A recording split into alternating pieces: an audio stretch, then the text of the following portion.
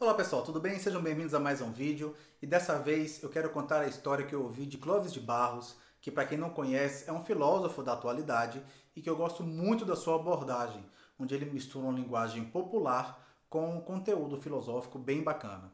Como eu sou fascinado pela mitologia grega, adoro mitologia grega, achei super interessante e resolvi abordar isso aqui. É mais ou menos assim.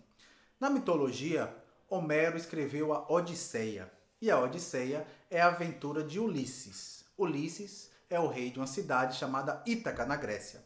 E ele foi convocado para participar de uma guerra dos gregos contra Troia. E essa guerra ia acontecer porque o príncipe de Troia pegou a mulher do rei de Esparta, que era Menelau. O nome dessa mulher é Helena, talvez você já tenha ouvido falar, e que ela era bem gata. E o príncipe não foi lá e não perdeu tempo, pegou mesmo. E Menelau, com ciúmes, puto da vida, declarou guerra contra a Troia e chamou todos os gregos para se juntar a eles. Ulisses não queria ir para a guerra. Ulisses morava em Ítaca, era da paz, era de boa, morava com sua mulher, Penélope. Ulisses vivia no seu lugar. Todo mundo gostava de Ulisses. Ele era um rei que por onde passava a galera aplaudia e não tinha jeito, ele precisava ir para a guerra.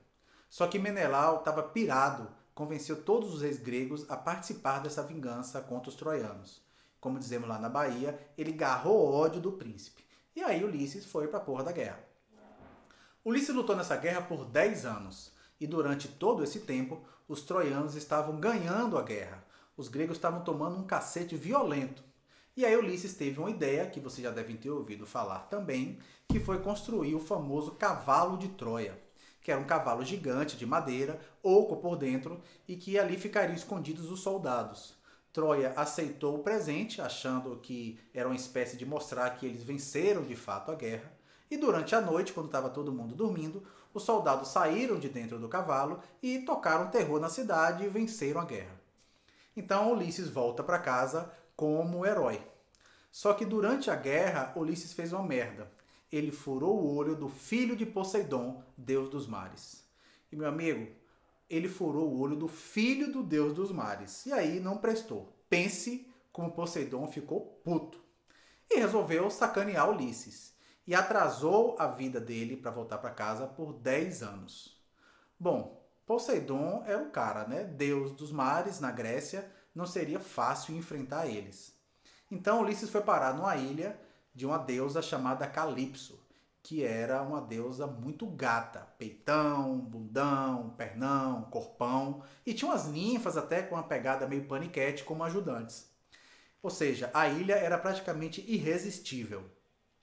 E durante os 10 anos que Ulisses demorou para voltar para casa, 7 ele passou nessa ilha de Calipso. E aí Calipso se apaixonou por Ulisses.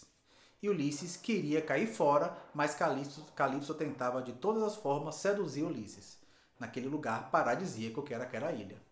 Só que toda noite Ulisses ia para a praia chorar porque ele queria voltar para Penélope, voltar para Ítaca, para os braços de sua amada, para o seu lugar. Então Zeus manda que Calipso liberte Ulisses. Zeus é o deus dos deuses. Calipso era uma deusa subalterna. E aí ela tem que liberar o cara. Só que ela chega para ele e tenta uma última jogada e fala: cara, é o seguinte, eu tenho que te liberar, mas se você ficar comigo, eu te dou a eternidade. Ou seja, isso significa virar Deus. Ulisses era mortal como a gente. Calipso estava propondo para ele a eternidade. E mais do que isso, a eternidade e a juventude. Porque não adianta nada te propor a eternidade você já sendo velho, acabado, sequelado, meio gagá. Ulisses tinha essa proposta para pensar em se tornar Deus e jovem. E a resposta que Ulisses dá é a primeira grande resposta para a filosofia de uma vida boa. É preferível uma vida de mortal, uma vida vivida de humano, vivida no seu lugar, no lugar certo, do que uma vida de Deus no lugar errado. Eu agradeço a sua proposta, mas não estou afim. Valeu. E aí é a grande lição da história do pensamento ocidental. Existe um lugar para você, um jeito certo de você viver, que tem a ver com a sua natureza, que tem a ver com as suas especificidades, seus talentos, seus dons naturais. Se você viver no lugar certo, A vida tem tudo para ser boa, mas se você não estiver no lugar certo, nem Calypso resolverá seu problema. E aí fica uma pergunta: qual é o seu lugar no mundo? Aonde você se encaixa? Você já descobriu o seu jeito certo de viver? Em que você está de acordo com a sua natureza, fazendo o que precisa fazer, fazendo o que tem que fazer? Você se sente bem com isso? Fica essa pergunta.